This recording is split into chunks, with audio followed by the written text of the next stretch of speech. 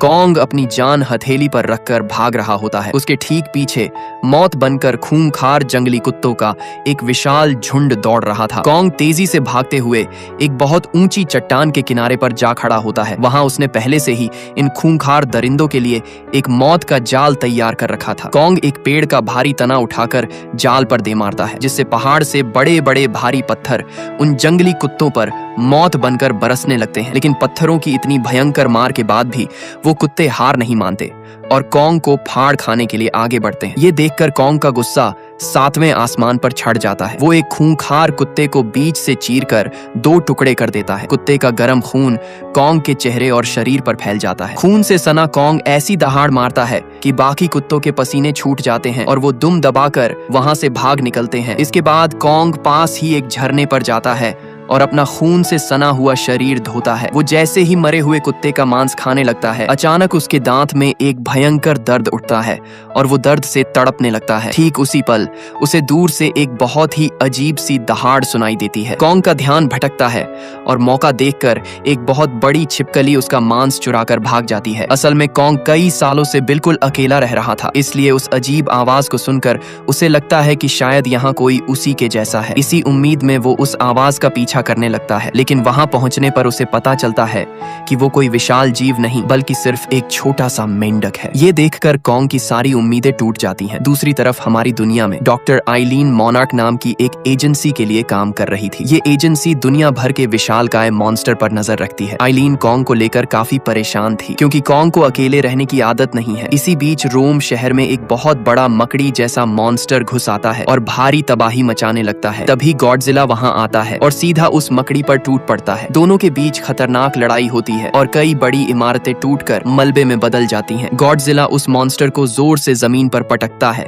और atomic breath से उसे जलाकर राख कर देता है। जीत की एक शानदार दहाड़ लगाने के बाद गॉडजिला रोम के कोलोसियम में जाकर गहरी नींद में सो जाता है। उधर हॉलो अर्थ के एक मोनार्क बेस पर वैज्ञानिकों को कॉन्ग के जाल वाले गड्ढे से एक बहुत ही ताकतवर एनर्जी सिग्नल मिलता है। इलीन को तुरंत इसकी खबर दी जाती है और वो सीधे बारबेडोस पहुंचती है। वहां डायरेक्टर हैम्पटन उसे कंप्यूटर पर एनर्जी के बहुत बड़े स्पाइक्स दिखाते हैं। दूसरी तरफ मोनार्क एकेडमी में इलीन की गोद ली हुई बेटी जिया अपनी क्लास में बैठी थी कि अचानक उसे तेज चक्कर आने लगते हैं और जिया को एक मॉन्स्टर का बहुत ही डरावना सपना दिखाई देता है। टीचर जिया को नींद से जगाती है और जिया देखती है कि उसने अपनी डेस्क और किताबों पर अजीब सी लकीरें बना दी हैं। इलीन जिया से इशारों में बात करती है और जिया उसे बताती है कि उसे कॉन्ग की बहुत चिंता हो रही है। उसे ऐसा लगता है कि वो इस दुनिया से नहीं जुड़ी है। असल में जिया स्कल आइलैंड के पुराने आइवी कबीले की इकलौती बची हुई लड़की थी। जब इलीन घर वापस जाती है तो वो देखती है कि जिया की बनाई हुई लकीरें बिल्कुल उस सिग्नल से मेल खा रही हैं जो हॉलो अर्थ से आया था। ठीक उसी वक्त हॉलो अर्थ के अंदर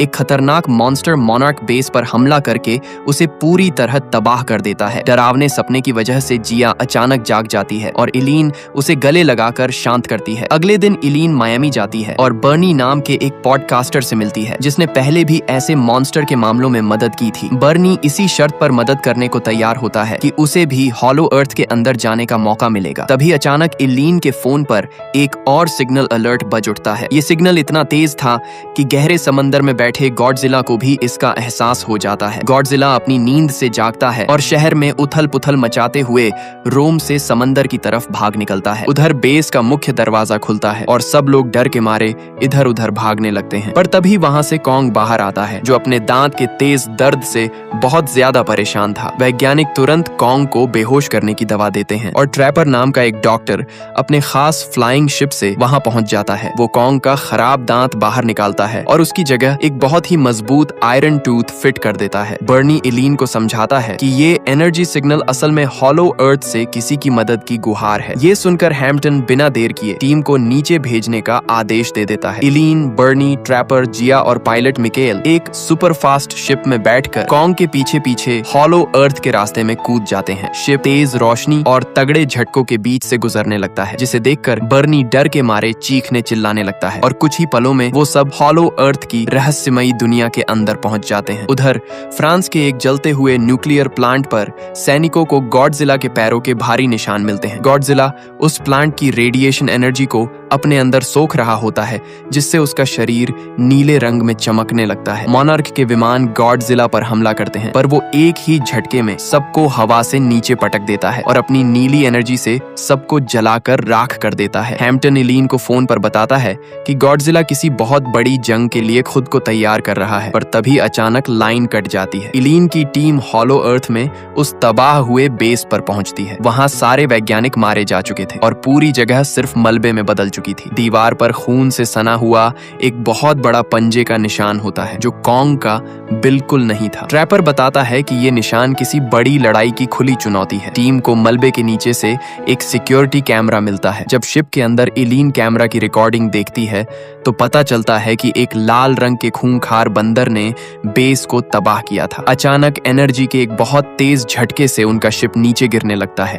पर मिकेल किसी तरह कंट्रोल वापस पा लेता है। जिया को महसूस हो जाता है कि वो एनर्जी कहां से आ रही है। वो लोग शिप को नीचे उतारते हैं और घने जंगल में जिया के पीछे पीछे चलने लगते हैं। रास्ते में ट्रैपर को एक अजीब सी बदबू आती है और वो सबको वापस लौटने को कहता है, पर मिकाएल अपनी जिद में आगे बढ़ता है। तभी एक विशाल पेड़ जैसा मॉन्स्टर मिकाएल को जिंदा ही निगल जाता है। ये देखते ही टीम अपनी जान बचाकर वहां से भागती है। इलीन मदद के लिए रेडियो निकालती है, पर वो काम नहीं करता। कुछ देर भटकने के बाद जिया को एक पुरानी इमारत मिलती है जो पुराने इवी कबीले की थी। वहां एक दीवार पर मोथरा नाम की रानी मॉन्स्टर की तस्वीर बनी होती है। जिया दीवार पर बने एक तिकोने निशान को दबाती है और वहां से पानी बहने लगता है। पानी के ठीक पीछे एक जादुई पर्दा होता है, जिसे छूते ही वो चमकने लगता है। जिया पर्दा हटाती है और वो सब एक रहस्यमयी दुनिया में घुस जाते हैं। अचानक इलीन की टीम को भालों वाले कई योद्धा चारों तरफ से घेर लेते हैं, लेकिन वो जिया को पहचान लेते हैं और पूरी टीम को एक चमकती हुई गुफा के अंदर ले जाते हैं। ये ईवी कबीले का घर था, जहाँ के लोग बिना बोले ही एक दूसरे के दिमाग को पढ़ सकते हैं। गुफा की छत पर कई सारे गोल दरवाजे मौजूद थे, जिनसे दुनिया की किसी भी जगह जाया जा सकता है। कबीले की रानी आगे आकर जिया का हाथ पकड़ती है और वो दोनों अपनी यादें एक दूसरे से शेयर करते हैं। रानी खुश होती है और इलीन समेत बाकी लोगों को भी छोड़ देती है। आगे चलने पर टीम को एक बहुत बड़ा क्रिस्टल मिलता है। इलीन को तुरंत समझ आ जाता है कि इसी क्रिस्टल ने गॉडजिला को खतरे का सिग्नल भेजा था। दीवारों पर आईवी कबीले की कहानी लिखी हुई थी। इलीन पढ़ती है कि बहुत पहले विशाल बंदर इंसानों की रक्षा करते थे, लेकिन स्कार किंग नाम के एक खतरनाक लीडर ने बगावत करके गॉडजिला से लड़ाई छेड़ दी थी। तब गॉडजिला ने स्कार किंग और उसकी सेना को हॉलो अर्थ में हमेशा के लिए बंद कर दिया था। अब वही पुराना खतरा लौट कर आ रहा है और गॉडजिला उसी से लड़ने की तैयारी में जुटा है। ईवी कबीले की रानी बताती है कि रानी मॉन्स्टर मोथरा को नींद से जगाने का काम सिर्फ आईवी कबीले का एक इंसान ही कर सकता है। उधर कॉन्ग अपनी जादुई कुल्हाड़ी उठाता है और उसी गहरे गड्ढे के अंदर छलांग लगा देता है जहां से वो सिग्नल आ रहा था। अंदर उसे चमकते हुए पत्थर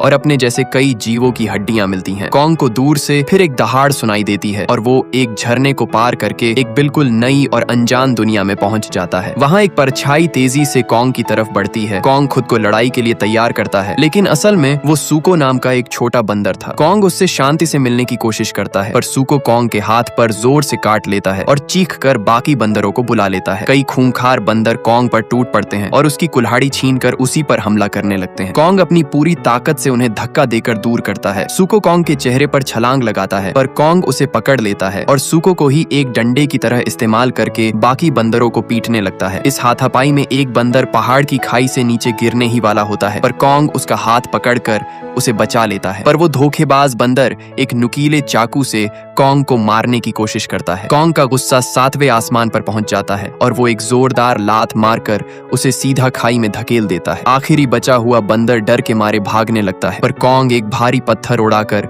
उसके सिर पर हेडशॉट दे मारता है। कॉन्ग सुको के सामने जोर से दहाड़ता है और उसे रास्ता दिखाने का हुक्म देता है। सुको कॉन्ग को एक झील के पास ले जाता है। कॉन्ग जैसे ही पानी पीने के लिए झुकता है कि तभी पानी के अंदर से एक खूंखार सांप बाहर निकलता है और कॉन्ग को अपने लंबे शरीर में बुरी तरह जकड़ लेता है। सांप कॉन्ग की हड्डियां तोड़ने लगता है। मौका देखकर सुको वहां से भागने की कोशिश करता है, पर कॉन्ग की कुल्हाड़ी हवा में उड़ते हुए आती है और उसका रास्ता रोक लेती है। कॉन्ग ने महज एक ही झटके में उस सांप का सिर धड़ से अलग कर दिया था। कॉन्ग मजे से उस सांप का मांस खाता है और थोड़ा सा सुको को भी देता है, जिसे देखकर सुको एकदम हैरान रह जाता है। उधर स्पेन में गॉडजिला पूरे शहर को कुचलता हुआ वापस समंदर में उतर जाता है। मोनार्क की सबमरीन गॉडजिला का पीछा करती है और पता चलता है कि वो आर्कटिक ओशन जा रहा है। वहाँ टियामट नाम का एक बहुत ही खूंखार मॉन्स्टर रहता है। अगर गॉडजिला ने टियामट को मार दिया तो वो उसकी सारी एनर्जी सोखकर और भी ताकतवर बन जाएगा। आर्कटिक में गॉडजिला अपनी एटॉमिक ब्रेथ से बर्फ की मोटी परत को तोड़ देता है। अंदर से टियामट बाहर निकलती है,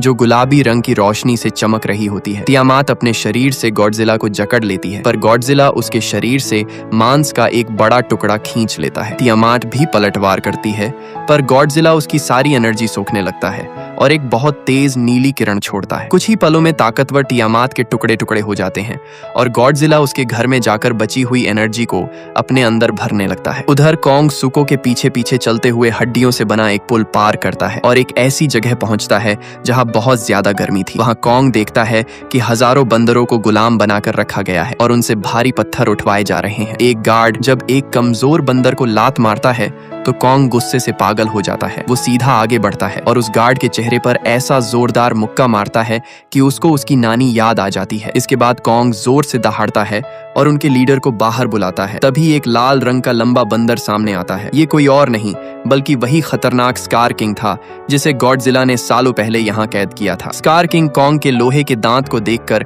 उसका जमकर मजाक उड़ाता है और बाकी सारे बंदर भी हंसने लगते हैं। फिर स्कार किंग गुस्से में सुको को मारने के लिए आगे बढ़ता है, पर वो कमजोर बंदर उसे बचाने के लिए बीच में आ जाता है। स्कार किंग उसे एक भारी लात मारता है और उस कमजोर बंदर को सीधा उबलते हुए लावे में फेंक देता है। कॉन्ग पूरे गुस्से में अपनी कुल्हाड़ी उठाता है और स्कार किंग से भिड़ जाता है। स्कार किंग एक अजीब से मॉन्स्टर की रीढ़ की हड्डी वाला चाबुक निकालता है। चाबुक सीधा कॉन्ग के गले में लिपट जाता है और उसका दम घुटने लगता है, पर कॉन्ग हार नहीं मानता और अपनी ताकत से स्कार किंग को हवा में उछालकर दूर पटक देता है। तभी स्कार किंग अपने चाबुक में लगा एक चमकीला क्रिस्टल बाहर लाता है और शिमो नाम के एक बर्फ वाले मॉन्स्टर को सामने बुलाता है। उस क्रिस्टल से शिमो को बहुत दर्द होता है और इसी दर्द की वजह से वो स्कार किंग का गुलाम था। शिमो अपने मुंह से एक बहुत ठंडी आइस ब्रेथ कॉन्ग के ऊपर छोड़ता है। कॉन्ग कुल्हाड़ी से उस आइस ब्रेथ को रोकने की कोशिश करता है, पर ठंड इतनी ज्यादा थी कि कॉन्ग का पूरा दाहिना हाथ जम जाता है और उसे खतरनाक फ्रॉस्ट बाइट हो जाता है। दर्द के मारे कॉन्ग जमीन पर गिर जाता है। तभी सुको एक गुफा की तरफ इशारा करता है। कॉन्ग अपनी जान बचाने के लिए सीधा उस गुफा की तरफ भागता है। उसे पकड़ने के लिए बाकी बंदर भी उसके पीछे भागने लगते हैं। गुफा के रास्ते से होते हुए कॉन्ग सीधा हॉलो अर्थ के जंगल में पहुंच जाता है। वहां वो जानबूझकर अपने ही बिछाए हुए जाल वाले रास्ते से दौड़ता है, जिससे पीछा कर रहे कई बंदर उन जालों में फंसकर मारे जाते हैं। आगे भागते हुए एक जगह कॉन्ग भारी चट्टान के पास फंस जाता है और बाकी बंदर उसके बिल्कुल करीब आ जाते हैं। लेकिन ठीक उसी वक्त सुको चुपके से एक भारी जाल नीचे गिराता है और बचे हुए बंदरों को पत्थरों के नीचे कुचल देता है। कॉन्ग दर्द से तड़प रहा था और सुको किसी भी तरह उसे इंसानों की बस्ती तक ले जाने की कोशिश करता है, पर इसी बीच एक लाल बंदर वहां से बच निकलता है और छुपकर उन दोनों का पीछा करने लगता है। दूसरी तरफ जिया ईवी कबीले के बच्चों के साथ मिलकर बहुत सुकून महसूस कर रही थी। बर्नी अपने कैमरा में इस जादुई जगह को रिकॉर्ड करने में लगा था। तभी एक जोर का सायरन बज उठता है और ईवी लोग अपना जादुई पर्दा हटा देते हैं। बाहर कॉन्ग खड़ा था, जो दर्द से तड़प रहा था और उसका हाथ पूरी तरह बर्फ से जम गया था। कॉन्ग को वहां देखकर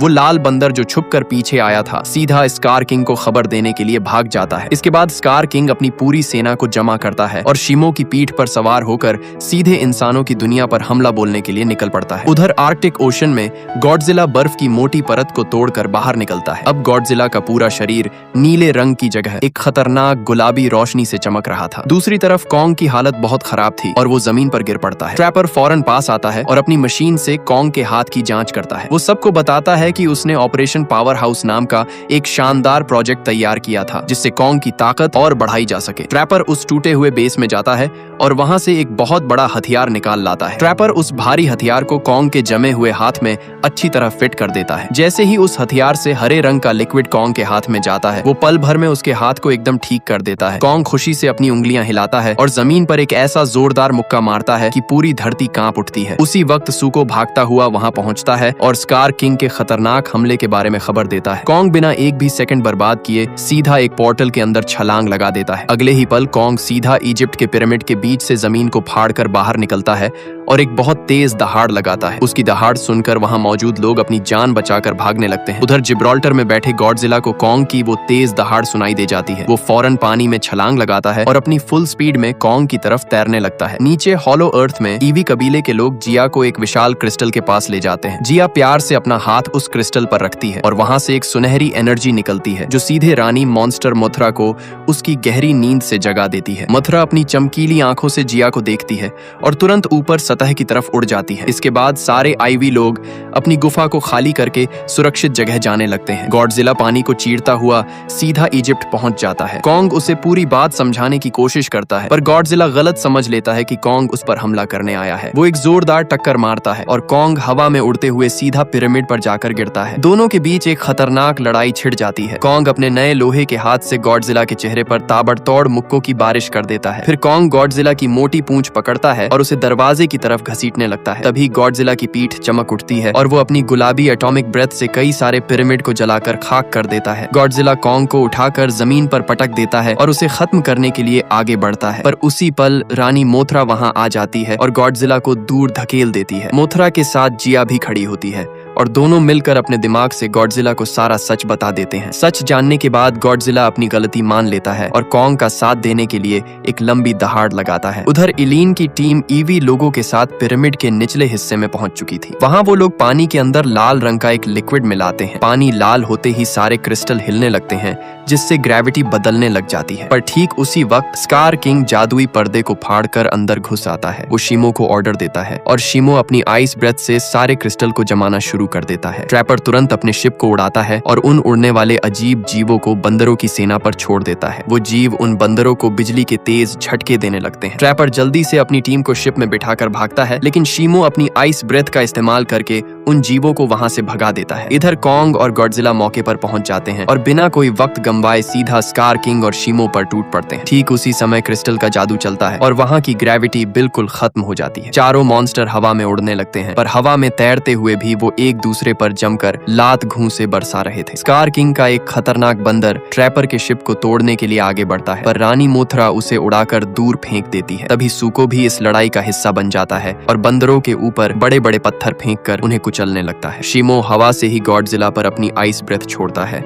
लेकिन मोथरा शीमो को उलझा देती है और गॉडजिला अपनी गुलाबी एनर्जी से उस बर्फ को तोड़ डालता है। उधर कॉन्ग फुर्ती से स्कार किंग से अपनी कुल्हाड़ी छीन लेता है। इतने में वहां एक और पोर्टल खुलता है जो चारों मॉन्स्टर को खींचकर सीधा ब्राजील के समंदर के किनारे पटक देता है। ब्राजील पहुंचते ही समंदर का पानी बर्फ में बदल जाता है और चारों मॉन्स्टर उस बर्फ को तोड़कर बाहर आते हैं। ये नजारा देखकर लोग अपनी जान बचाने के लिए चीखते हुए भागने लगते हैं। स्कार किंग शीमो को पूरा शहर जमाने के लिए कहता है। गॉडजिला तुरंत अपनी एटॉमिक ब्रेथ शीमो पर छोड़ता है। उसी पल कॉन्ग पूरी ताकत से एक मुक्का स्कार किंग के मुंह पर जड़ देता है जिससे उसका एक दांत टूटकर गिर पड़ता है। चारों मॉन्स्टर एक दूसरे को उठाकर गगनचुंबी इमारतों पर पटकने लगते हैं जिससे दर्जनों बिल्डिंग टूटकर मलबे का ढेर बन जाती है। स्कार किंग अपने चाबुक से पूरी की पूरी बिल्डिंग कॉन्ग पर दे मारता है और फिर शीमो के साथ मिलकर कॉन्ग पर टूट पड़ता है लेकिन कॉन्ग अपने लोहे के हाथ को आगे करके शीमो की उस आइस ब्रेथ को रोक लेता है। गॉडजिला अपनी पूरी ताकत से चार्ज होता है और सीधा स्कार किंग पर फायर करता है। स्कार किंग अपने चाबुक से पलटवार करता है लेकिन गॉडजिला उस चाबुक को अपने जबड़े में जकड़ लेता है। इसके बाद गॉडजिला स्कार किंग को हवा में उछालता है और चाबुक को तोड़ देता है। चाबुक टूटते ही वो चमकता हुआ क्रिस्टल जमीन पर गिर जाता है। दूसरी तरफ कॉन्ग शीमो की बर्फ से जूझ रहा था। गॉडजिला एक और फायर करता है जिससे क्रिस्टल स्कार किंग से दूर हो जाता है और फिर वो शीमो पर टूट पड़ता है। कॉन्ग और स्कार किंग उस क्रिस्टल को पाने के लिए पागलों की तरह लड़ने लगते हैं। तभी अचानक सूको वहां पहुंच जाता है और कॉन्ग की कुल्हाड़ी से उस क्रिस्टल पर ऐसा जोरदार वार करता है कि वो चकनाचूर हो जाता है। क्रिस्टल के टूटते ही एक तेज शॉक वेव बाहर आती है जो सारे मॉन्स्टर को दूर धकेल देती है। शीमो को तुरंत एहसास हो जाता है कि अब वो स्कार किंग के चंगुल से आजाद है। इसके बाद कॉन्ग और गॉडजिला मिलकर स्कार किंग को टेनिस बॉल की तरह हवा में उछाल उछाल कर पीटते हैं। शीमो भी अपना बदला लेने के लिए आगे आता है और स्कार किंग पर अपनी आइस ब्रेथ छोड़कर उसे पूरी तरह बर्फ में जमा देता है। कॉन्ग उस जमे हुए स्कार किंग को हवा में उठाता है और एक जोरदार झटके के साथ जमीन पर पटक कर उसके हजारों टुकड़े कर देता है। फिर गॉडजिला आसमान की तरफ देखकर अपनी एटॉमिक ब्रेथ छोड़ता है और सारे काले बादलों को हटाकर आसमान साफ कर देता है। इस खतरनाक जंग के खत्म होने के बाद मोथरा जिया को वापस हॉलो अर्थ ले आती है।